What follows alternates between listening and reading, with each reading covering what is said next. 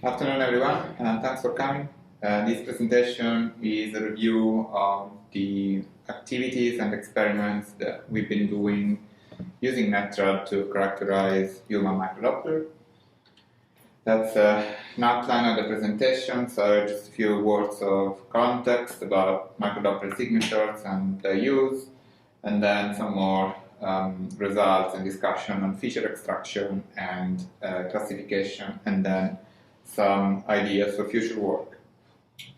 So human micro-Doppler signatures can be used for classification, so classifying if there is a pedestrian rather than an animal or a vehicle, recognition, so going into the particular nature of that vehicle, for instance, whether it's a truck or a bus or a tank, and then identification, which really means what model of tank, for instance, or car we are detecting.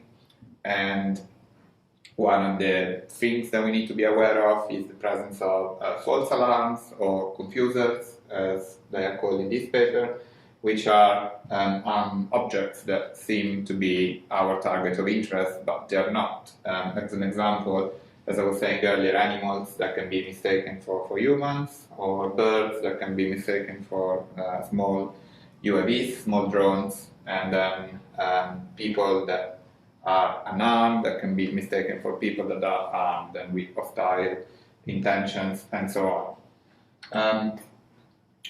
As I was saying, some of the research that we've been doing is focused on the characterization of human micro-Doppler, which is the signatures given by all the sorts of movements, from swinging of limbs and oscillation of torso and small gestures, but also breathing, that people do when they do their everyday activities. Some applications that have been reported in the literature here. We got identification of different activities, say walking or normally or crawling, characterizing free versus limited movement of limbs, which can be related to the presence of hostage, for instance, or people with an injury, or even people that are carrying something, potentially weapons. Another application is personal recognition, so identifying different people from their working gait, then vital signs detection and monitoring, and also fall detection, which is kind of hot topic given the challenge of many more elderly people living alone in their home. I just underline the two things that we concentrated on in our research. Radar system, everyone knows it, NetRAD, 2.4 GHz S1 system, 45 MHz of bandwidth with some other parameters here that you can see. That's typical picture of NetRAD with the outdoor setup that we generally use in Shelly. Two different models of antennas with different gains and bandwidth. That's some words on the processing of micro-Doppler signatures. There are many approaches. Classic one is short-time Fourier transform, so to get spectrograms, so sliding window, which can have a different length or a different percentage of overlap between different windows, and you do a Fourier transform on each of that window. It's a classic approach to extract micro-Doppler signatures from the data. It suffers from a trade-off between the time and Doppler resolution. So if you have a very long window, you get better Doppler resolution but worse time resolution, and the other way around. There are other techniques, just listed them here: Spectrum coefficients, other types distribution, and empirical mode decomposition that try to address this limitation of the STFT. That's just an example of two spectrograms, one person working normally and one person carrying a rifle. You can see the difference in these peaks being here and not being there, and these are related to the swinging of the arms, which obviously are not there when someone is carrying something. That's another example. This was a person working on the spot, so that's why the main Doppler component is 0, but you can still see the difference between these three kind of movements: hands in pocket, normal working, and carrying metallic pole there. So features extractions. Generally, what we want to do when we use micro-Doppler signatures to perform some classification, we need numerical parameters, which we call features, to be processed by an automatic classifier, so some kind of algorithm implemented on a machine. There is a huge amount of different features that have been proposed. This paper proposes a classification of different types of features, so physical features related to the actual physical kinetics of the motions that we're looking at. Component analysis features, so features that are extracted from some techniques such as principal component analysis, singular value decomposition, independent component analysis, and so on, that are applied on the spectrogram. Then we got transform-based features, so you apply a discrete cosine transform or cadence velocity diagram on the spectrograms. Features or coefficients that are speech-inspired, so smell accepting coefficients, so linear predictive codes, so kind of processing the mimic. In the case of the MEL spectrum, the functioning of the human hearing on a log scale, or even the whole spectrogram, because it's an image, it's a matrix of pixels, so there might be techniques that kind of get the whole spectrogram as a feature. Some example here, physical features, so out of the spectrogram we can have the bandwidth, the extension of the spectrogram, the periodicity of the limbs motion, the average, the ratio of the radar cross-section between the limbs and the torso. These were examples of physical features that we have used. Then classification, that's the next step. There's many types of classifiers, I listed some of them. Here, naive Bayes, discriminant analysis, nearest neighbors, SVM, support vector machines, trees, neural networks, Gaussian mixer models, and so on. All of them have in common the fact that they belong to the so-called category of supervised learning in machine learning, which means that you need a training phase when you feed to your classifier some samples for each class of interest, and then there is a testing phase where you feed your classifier some unknown samples and you see how it performs. From what we saw in our research and also what the literature reports, the selection of suitable features is far more important than the type of classifier that you choose to get good classification performance. Good features should be relevant, so they should be suitable for that particular classification problem that you are trying to solve, and they should be also easy to estimate. The other important thing to notice is that it's not necessarily true that more features imply better classification. Sometimes if you add features which are not relevant or not informative, you decrease your classification performance. Still many open questions. How many features are optimal for a given classification problem and which ones? How does the radar or the operator choose between them? And what is the impact of the radar parameters, so things like PRF or dwell time or pulse length or waveform impact on the actual features? How do you combine in the best way information from multiple nodes, from multistatic radar?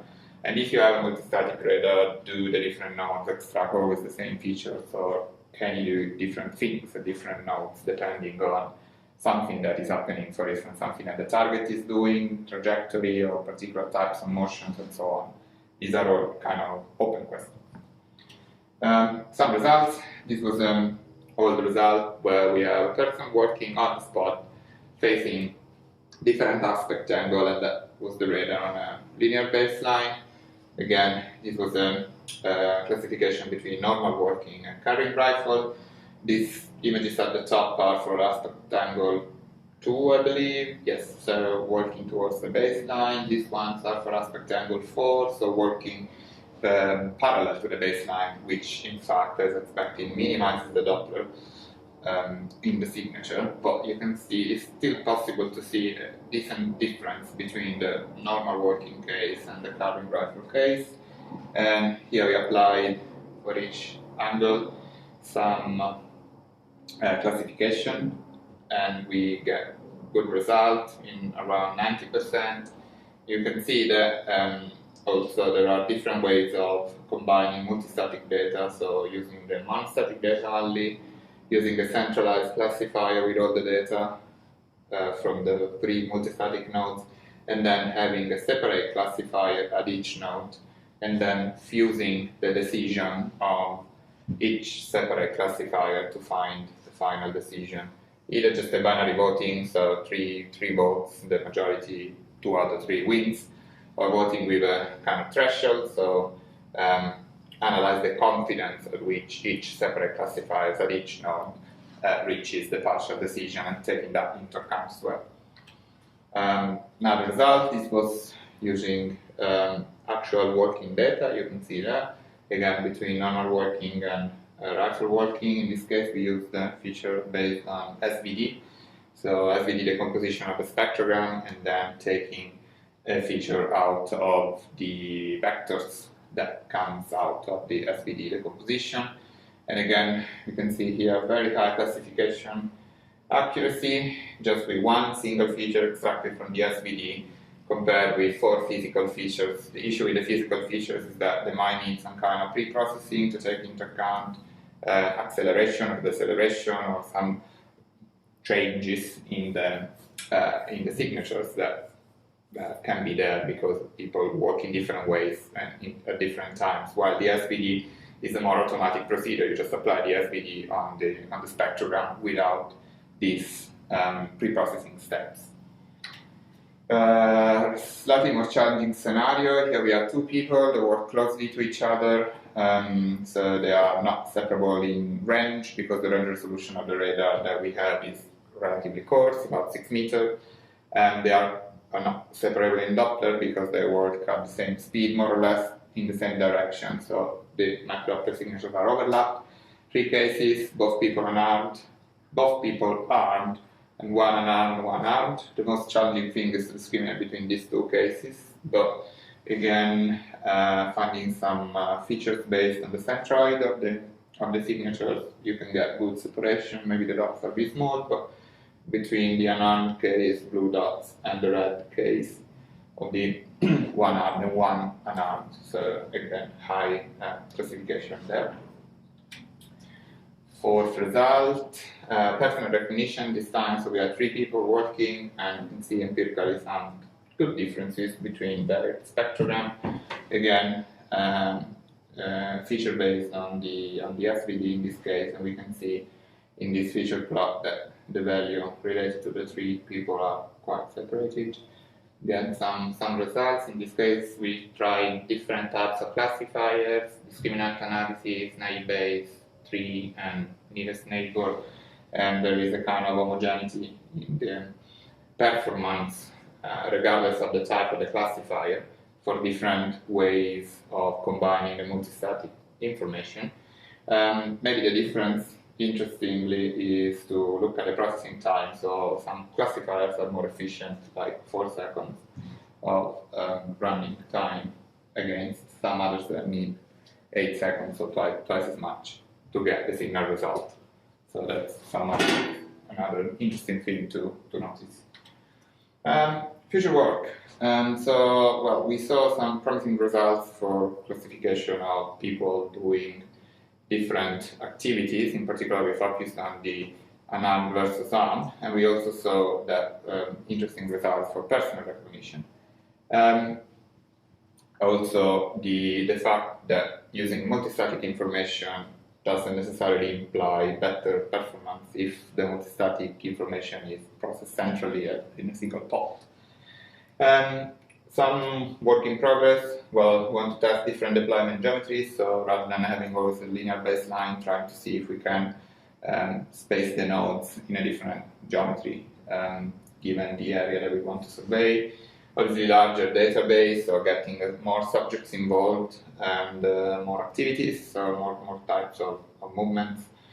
Again, getting more realistic movements, so longer recording where there are multiple people and people maybe change trajectory or stop and change and things like that. Other things to explore could be polarimetry, which we haven't looked at that much, so we just generally use B-pol because people are generally taller than larger.